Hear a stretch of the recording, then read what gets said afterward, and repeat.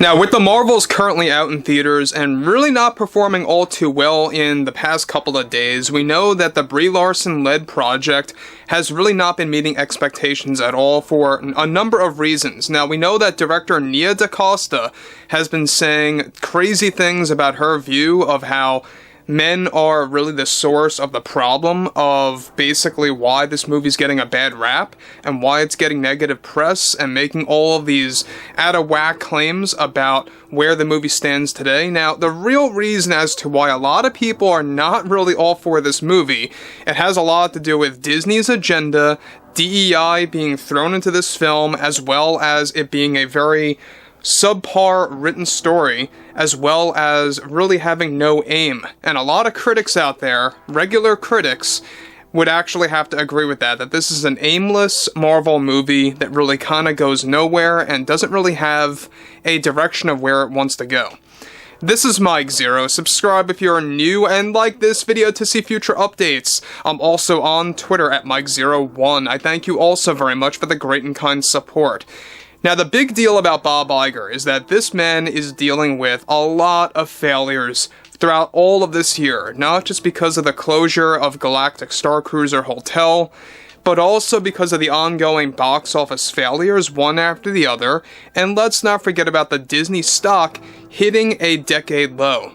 And it's not looking good for 2024 at all, by the way, mind you, because of all the delays and all of the setbacks and how it's going to be a barren wasteland for Disney throughout much of next year. Alright, we got Snow White now coming out in March of 2025, so they now have to worry about that movie next year, or should I say the year after next, and how that's going to impact 2025. So, with that being said though, what's interesting about Bob Iger is his perspective of the Marvel's backlash and the box office disaster. Now, with Bob Iger currently dealing with two conflicts, such as the Daily Wire and South Park Studios creating a mockery of them, one major development has to do with Bob Iger's response to the Marvel's box office disaster, where he delivered the following in a desperate attempt at damage control.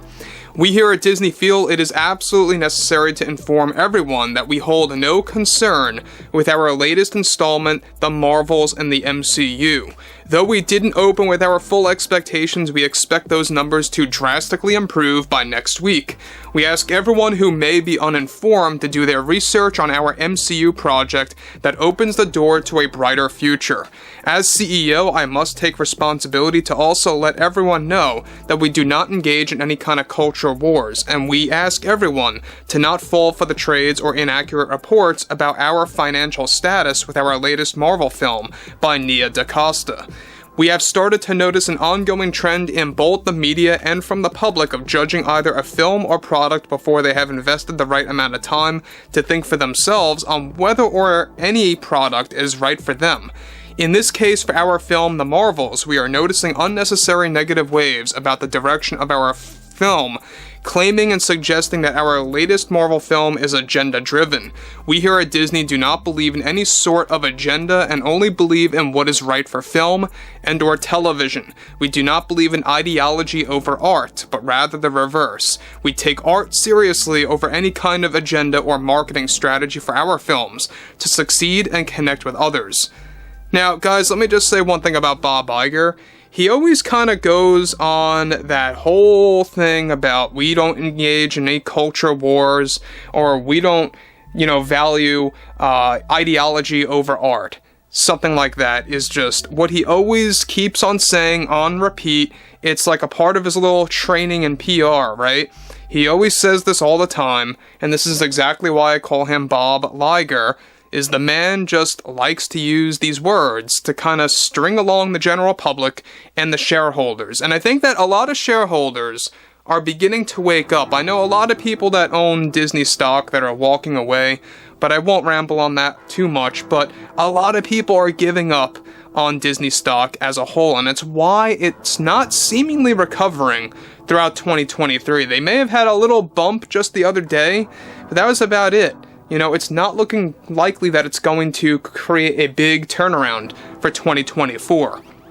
But this is where it gets interesting, is that he is really trying to push it on the public that you should not fall for the Hollywood trades that are making these claims and those claims about their financial status. Of course, he's talking about the box office reports. He did the same exact thing, by the way, with Indiana Jones 5. We covered this endlessly back in July, where he kept on saying that this movie was going to make $1 billion at the box office worldwide.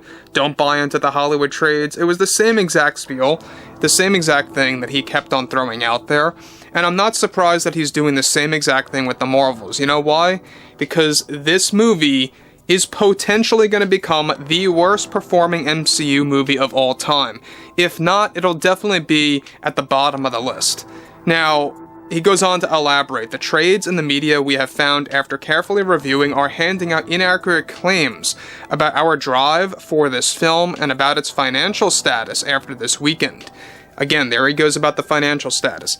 We think it would be best for everyone to give our customers the chance to make the decisions for themselves and let the product speak for itself. We have many announcements planned for the future revolving around Marvel that we feel will be necessary to enhance diversity, equity, and inclusion in the best effective way possible for our customers to have the chance to experience. We expect the Marvels to have a fair success in the long term, and that we view too many trades and media outlets jumping to conclusions way too fast that is only bringing unnecessary difficulties to our film, speaking for itself for what it stands for by Marvel Studios and Kevin Feige. We also have some important announcements to make about our plan to reconfigure our business model for the Marvel Universe and what Kevin Feige has to offer in the future. Now, I think that what Bob Iger is alluding to there, it may very well be connected to this ongoing development that they are trying to obtain Robert Downey Jr. again, as well as Scarlett Johansson, which, by the way, guys, can we just say one thing about Scarlett Johansson? I would be very disappointed if she came back, not because of the character, Black Widow coming back. I would like to see that. But I would not like to see Scarlett Johansson come back to Disney. You know why?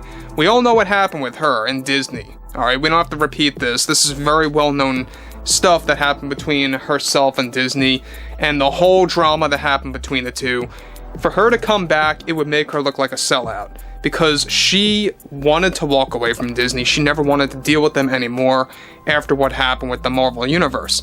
Now, what's interesting about this, too, is the fact that he is coming across as very confident and really making it like that this movie is going to have a big turnaround by next week, and that what they're dealing with right now is only a slight bump in the road, temporarily speaking. Alright, so we know that they didn't make all that great money the past number of days, if you want to count the 9th. It's not looking too hot for the Marvels right now. Not just because of the way it was created, but we also have people at Disney that act like this. Bob Iger. Oh, we hold no agenda. Oh, we don't value ideology over art. Yet there he goes about going on about DEI being thrown into this project and other projects for the future. All of that nonsense. It is an agenda. So anyway, guys, drop a comment below. Fill me in below in the comments what you all have to say about this. And if you guys did enjoy the content for today, make sure to drop a thumbs up on this video to support the channel. And I will catch you guys later.